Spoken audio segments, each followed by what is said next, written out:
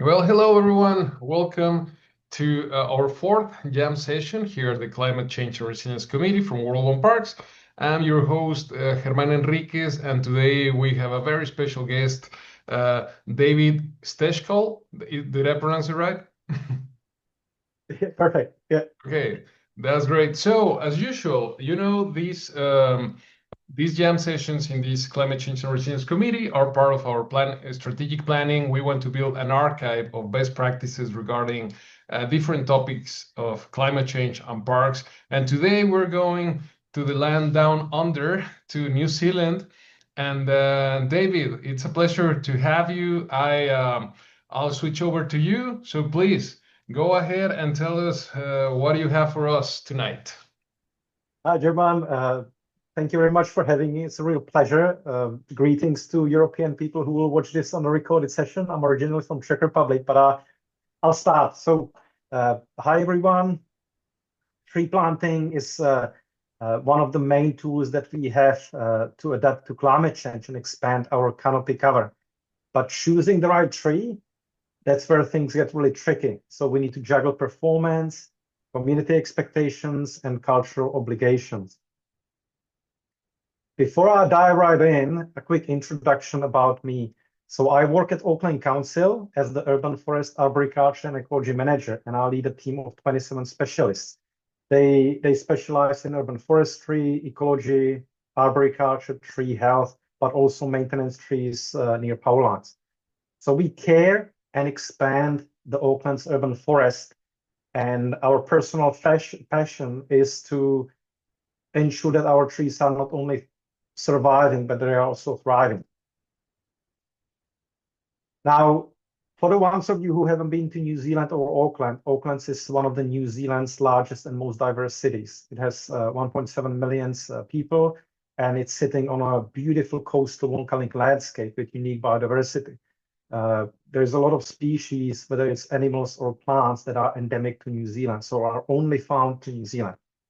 And key feature of our work is partnership with Maori tribal authorities, or as we call it, mana whenua. And we have obligations towards the tribal authorities under the Treaty of Waitangi or the Tiriti o Waitangi. And this treaty guides how we manage both species selection and the meaning of trees in where we live. But it's a big integral part of how we work, how we do all aspects of our living. So Auckland Council recognized the value of trees and published its first Auckland's urban ngahere. Ngahere means forest in Maori strategy, and we adopted this strategy to guide our canopy growth. And there is multiple actions that this strategy wants to achieve, but one of the main goals is to achieve 30% of canopy cover across the region. And we are using two key sets of data to guide where we plant, and that's canopy cover data, but also heat vulnerability. Essentially, how vulnerable are our communities to rising heat under the climate change, and how can we support them through tree planting? Okay, a bit of an introduction, and I'm starting to get deeper into the actual topic of my presentation. So currently, Auckland region sits at 18% of canopy cover. So we have 12% deficit that we want to plant by 2050. And again, I know I'm preaching to the converted, but essentially we're not planting just for the sake of the tree planting, but it's about climate resilience, cooling, flood protection, health, and well-being. The big challenge that we are facing is how do we add canopy quickly so we can harvest the benefits and make sure that every community benefits equally. So traditionally, and that's also very fitting to this forum, World Urban Parks, is traditionally parks are the way that people connect with nature. Parks give us multiple things, recreation, but they also do the cooling, biodiversity, and they create sense of identity. In Auckland region, now I suspect it might be the case across the world, not everyone lives near a park. And with density increasing, even access can be uneven, and sometimes it's just difficult to get to a green space during the week. So that's where I would like to propose a first thing to the forum and people watching this talk, and that is that we can start looking at streets as our parks or spaces that we can turn into parks. So at least in Auckland, streets are the places where people spend a lot of time on the way to school, on the way to work, grocery shopping. And greening streets could arguably deliver the cooling and well-being benefits of parks right at people's doorsteps. And like you see on the screen, this was measured in summer in one of our suburbs. Under the shade of a tree, the temperature of a pavement is 27 degrees cooler than the temperature of the pavement outside of the shade. So it's critical that we introduce more canopy to streets. Now, of course, street tree planting has its challenges. It's not easy. Space is tight, especially with housing growth. We are essentially competing with intensification across the region. Climate stress is harder on young trees. And our communities also want different things. It's not a conflict, it's an opportunity, but there is push to create shade. There is push to have tidy streets, have more biodiversity. And our budgets are, of course, stretched. So one challenge rises above all of this, and that is how do we balance between native and exotic trees?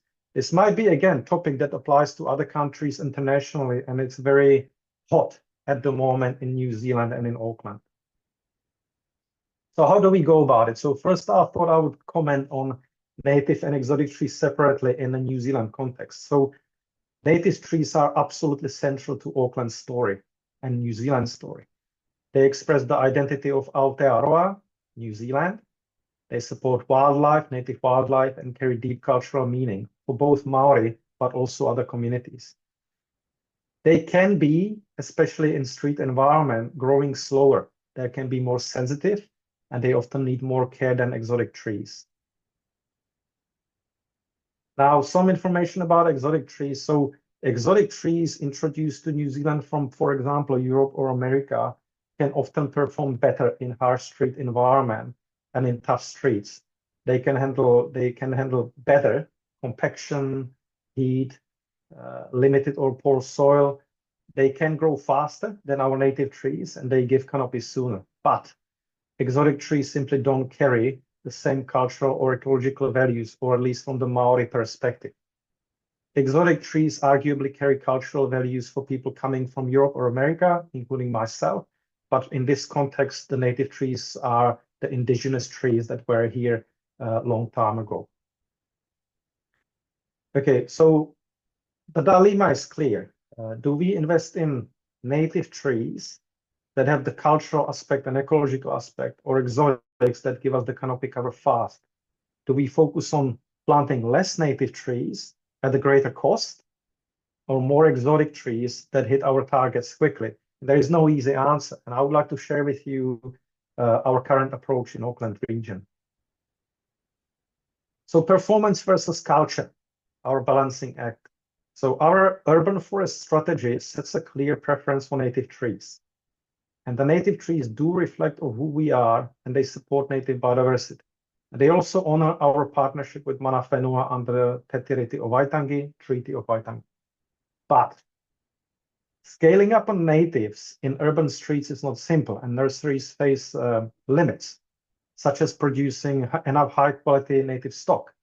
Some native species don't have strong dormancy cycles, so they are grown in containers, which can cause root issues if they stay too long. And in contrast, the exotic trees have production systems that are much easier to scale and are sometimes more resilient in the street environment.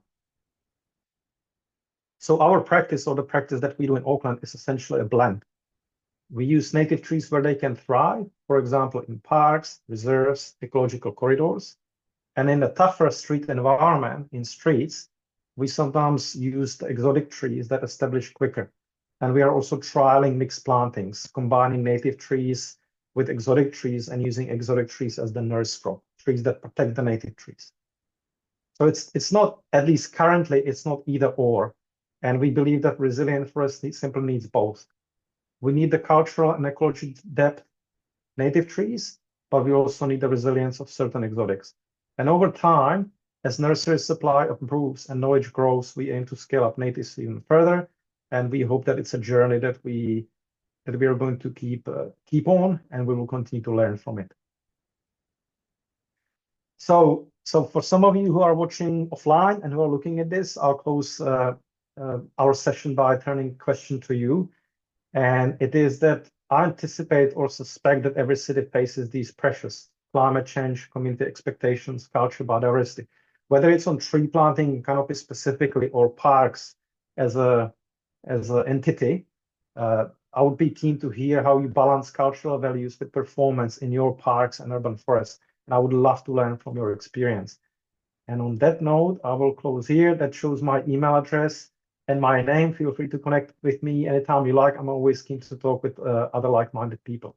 Thank you very much. And that's the end of my slideshow.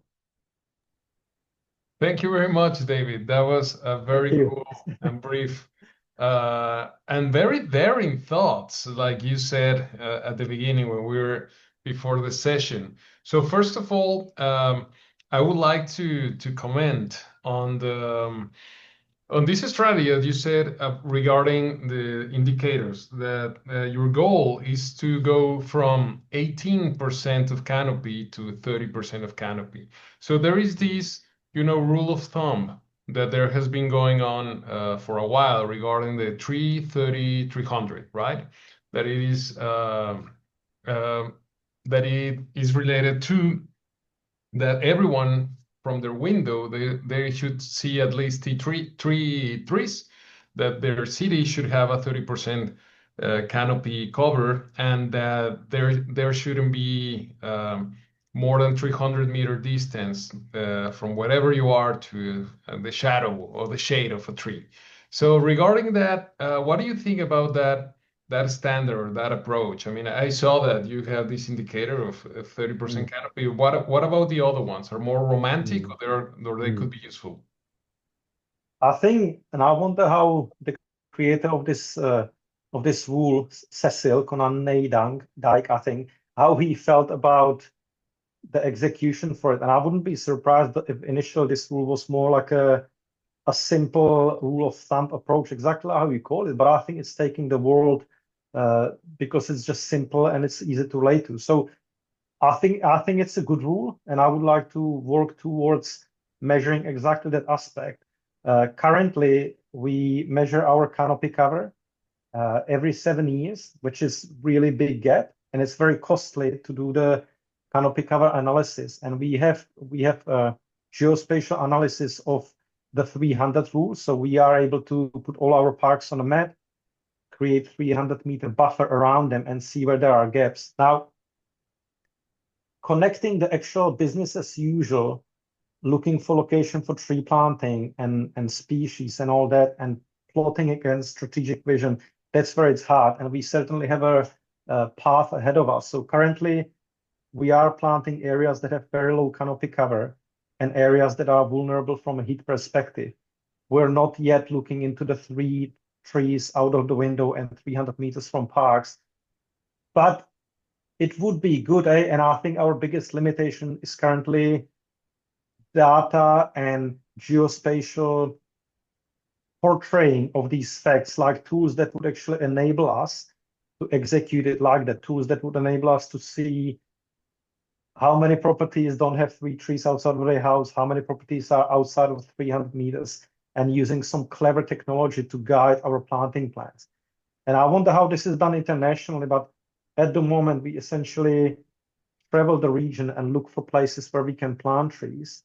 What I think we need to start introducing is a planning lens, which would introduce the 330, 300 rule into it, and will be guided by where exactly we need to go and plant. But then you couple it with industrial zones, areas that are outside of the 300-meter rule, but there is no soil. So I love the rule. We're not there yet, but we are working towards it. And I'm thinking that artificial intelligence will be a big help in underpinning on where do we best plant our trees.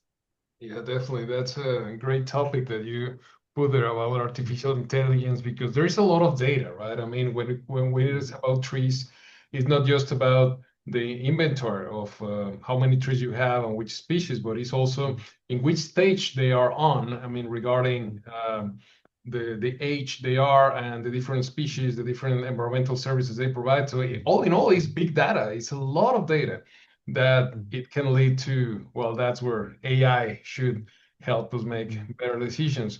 I want to move to the second part that you mentioned, because it's something that is very true.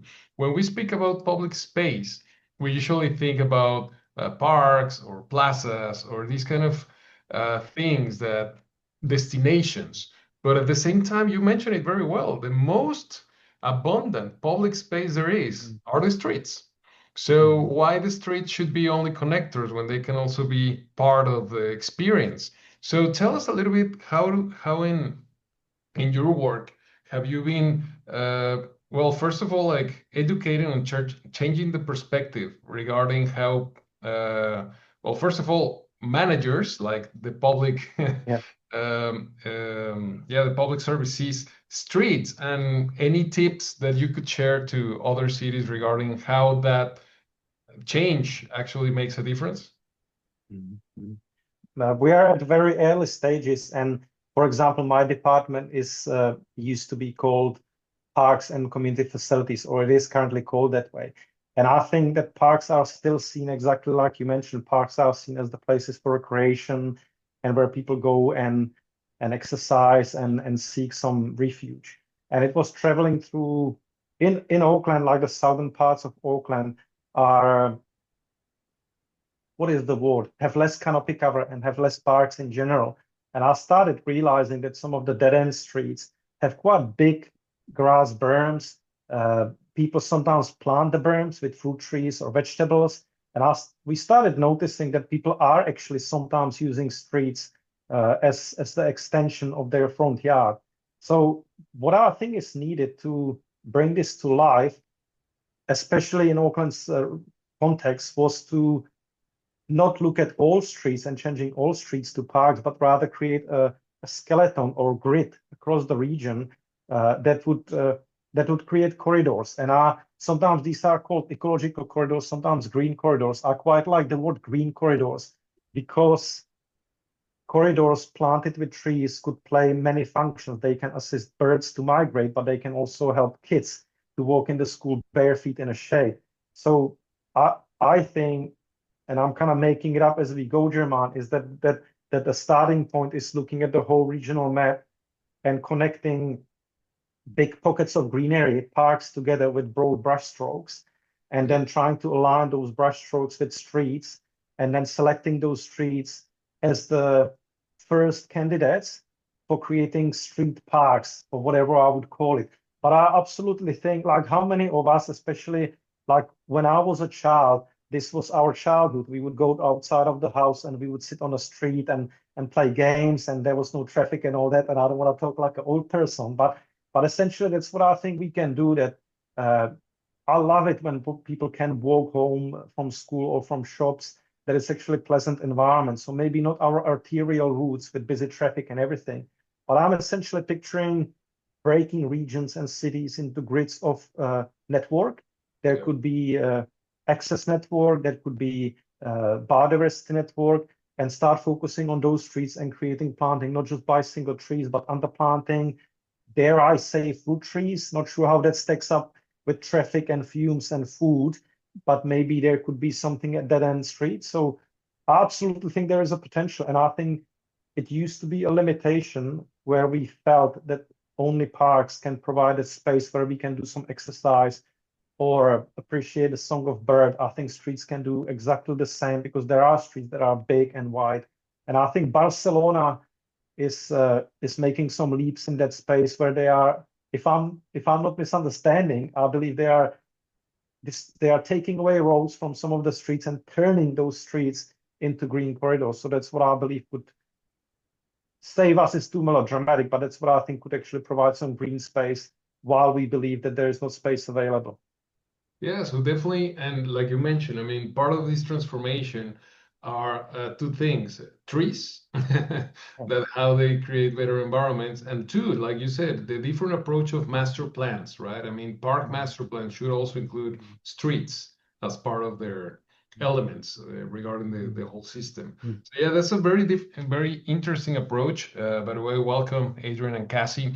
I would like to move to the third topic, which is something that you posed an open question in your presentation. I would love just to get a little more into the details, because this is something that everyone that has worked in the government, especially in the parks or in the environment departments, Wow.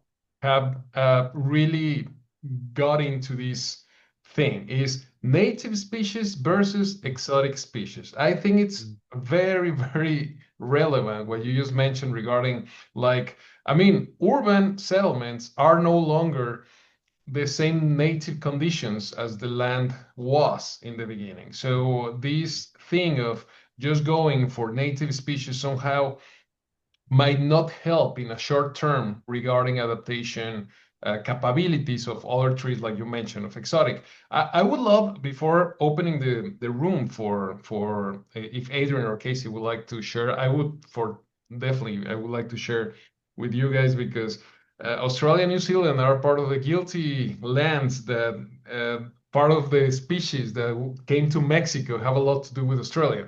But please tell us, David, a little bit more about these specific species that you said that they are native, that they are very cultural, and these exotic ones, if you could narrow it down to some specific ones, because maybe worldwide we're also using the same. But which kind of species were you referring? So native trees to New Zealand, there is, and I will probably use the Marin, there's Pohutukawa. That's only one tree. It's Metrosideros excelsa. I think that tree is used quite extensively in San Francisco, and I don't know if anywhere else. And then we have Kuriri, Pitoki, and I'll probably stop there. But I'm going to say there's hundreds of trees, native trees, but there is maybe a range of 20 that are being used in street environment and park environment in Auckland. And then the exotic trees that are your regular trees that are growing. I'll tell you what, like the exotic trees that we are planting currently are trees that are thriving at temperatures that are 1 to 2 degrees higher than New Zealand. And that's purely climate perspective, because we know that. Do we know whether native trees to New Zealand are going to survive in rising temperatures? We don't. I hope they will, but we don't, because there is nowhere else in the world where they grow, because they are endemic to New Zealand. But exotic trees, we have the luxury of being able to say, okay, English oaks don't seem to make it at temperatures over 19 degrees, so we may have to stay away from them. But London planes, Angophoras, Tristaniopsis, and all those trees can make it well. And so at the moment, we are big time influenced by the availability of trees at nurseries. So we look at nurseries, what trees do they have available. We take as many native trees as they have on offer, and we subsidize the quota with exotic trees. So in reality, we plant probably 50-50 native and exotic trees. So no species in particular, and we're learning, to be honest, we are learning which species will survive and make it in street environment. Like 1 year, some species thrive, the other year they don't. And there are some trees that always make it. Like I mentioned, the London planes, they survive just about in everything. So at the moment is a blend like that, but it's a very sensitive subject. It's on a emotional level rather than rational, and that's fine. That's part of the human life. And finding an algorithm that answers it for you is nearly impossible. And maybe a last sentence I add, Gemma, that I think it probably sounds lovely that on a regional level we have a blend of exotic and native trees. It sounds fair, maybe, for the lack of better words. But there will still be people who live on streets that have been planted with exotic trees, and people living on streets that have been planting with native trees. So on a granular level, there is this level of perceived inconsistency, and I can probably disclose here that's a continuous aspect of our interaction with customers, residents, on what decisions we have made and where. Yeah, that's a very complicated matter, because, as you said, there is no the correct answer, like in a very objective way. If you measure all the different variables regarding like cultural or environmental services and such, I think it's a very, very interesting question to ask worldwide, because there may be some more resistance in some cultures that they have faced different challenges but it's very interesting that it's a global challenge. I mean, you just reminded me of Melbourne's strategy that they use in order to plant trees, that they are thriving in the Adelaide region because they know that they're going to be 2-3 degrees higher in the next 15 years. And that was a very questionable thing at the moment. I mean, that's a strategy that they've been implementing. And if I'm not correct, it's around 15 years. So that's something that really, fortunately, we're starting to have these case studies to see how they have, if they have worked, if they haven't worked, and that's very interesting in a global level. Like you say, London planes. I mean, well, that's New York. That's pretty much how most of Manhattan looks like. And Manhattan is also going through a different, well, adaptations, let's say. So I think it would be in a model if we could put all the different variables that, I mean, there are too many, right? I mean, it's very hard to model exactly like variables regarding weather, soil conditions, and nutrients, and all the different variabilities. I mean, I don't think there is a way, even it would be like weather models, right? That they are climate models, that they are very, very huge. But in order to see how similar regions that they are going through similar challenge, how can they adapt? And I was just going to mention some, I think was a bad example of exotic planting, what happened in Mexico, and I think in many places in America regarding the eucalyptus tree that, as you know, well, that's from Australia. And back in the 50s, 60s, it became such an phenomenal idea for many politicians to plant eucalyptus because they grew very fast. And we have whole forests of eucalyptus in Mexico, but they really have bad results regarding that. They killed everything else. So right now we have very deserted areas full of eucalyptus that are very old and that they are falling, and they put risk in terms of safety and all that. So that's something that I was saying as a bad result, because that's when you just do something because it works, but don't really consider everything else. And you just said, in a granular level, I mean, it's okay, you have more canopy because you have more trees, but really what goes on? I mean, is something that needs to be very local, I think, in a way that how different cities adapt culturally and environmentally to different things. But I think that the work you're doing, David, is great. I'm really looking forward to see how that develops. And also, I know that there are some cities that they're doing the same. So I think perhaps later on we could share these different experiences regarding like exotic trees, native trees. What is the right balance? But more than that, what are the right or the right conclusions, or how did you get to that decision, right? The different models of knowing this right balance. I think that's very interesting. And thank you very much. yeah, I wanted to.